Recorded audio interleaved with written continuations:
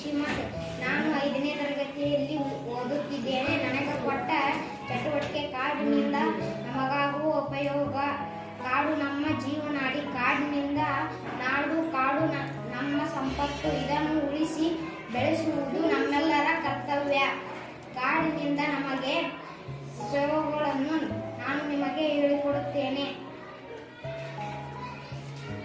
ಕಾಡಿನಿಂದ ಉಪಯೋಗಗಳು: ಕಾಡಿನ ಬಿದಿರು ಕಟ್ಟಿಗೆಗಳು ಸಿಗುತ್ತವೆ. ಕಾಡಿನಿಂದ ರಬ್ಬರ್ ಗಿಡ ಸಿಗುತ್ತವೆ. ರಬ್ಬರ್ ಗಿಡದಿಂದ ಬಲೂನ್ ಇಂಥ ವಸ್ತುಗಳನ್ನು ತಯಾರು ಮಾಡಿಸುತ್ತಾರೆ. ಕಾಡಿನಿಂದ ಸೌದೆಯನ್ನು ತಂದು ಅಡಿಗೆ ಮಾಡುತ್ತಾರೆ. ಮರದ ದಿಮ್ಮಿಗಳ ಕಾರ್ಖಾನೆಗಳಲ್ಲಿ ಪೇಪರ್ ತಯಾರಿಸುವುದು. ಕಾಡಿನಲ್ಲಿ ಹಲಸು ಮತ್ತು ಮಾವು ಇನ್ನಿತರ ಹಣ್ಣುಗಳು ಸಿಗುತ್ತವೆ. ಕಾಡಿನ ಮರದ ಕಟ್ಟಿಗೆಗಳಿಂದ ಪೀಠೋಪಕರಣಗಳನ್ನು ಮಾಡುತ್ತಾರೆ. ಕಾಡಿನಿಂದ ಜೇನುತುಪ್ಪ ದೊರೆಯುತ್ತದೆ.